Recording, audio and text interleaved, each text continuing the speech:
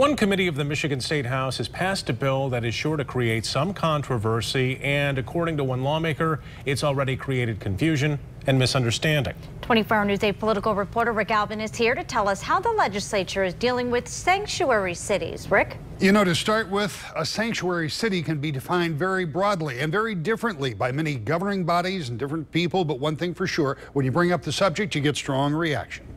Well, I was really disappointed with it, and that's why I was so against it. Muskegon County Representative Terry Sabo had the same reaction as the rest of his Democratic colleagues on the local government committee when he voted no on a bill last week that the chairman of that committee, Republican James Lower from Montcalm County, says is a matter of common sense. What it doesn't allow is a policy of non-enforcement, because just like with the other scenario we gave you, if your city had a policy where nobody's going to get a speeding ticket ever, what would happen? Well, everybody would speed. Lower says cities and other governmental bodies shouldn't have policies that prevent them from cooperating with federal officials when it comes to immigration law.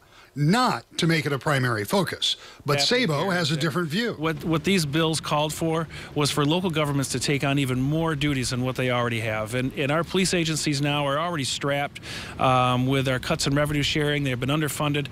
They're doing all they can to simply enforce the laws that they have in their own communities. But then these bills are going to come along and really add some confusion. In other words, Sabo sees the legislation as adding immigration enforcement for local authorities. No matter how you see it, the real problem may be how to identify what cities are so-called sanctuary. Municipalities could employ such non-enforcement without a formal policy.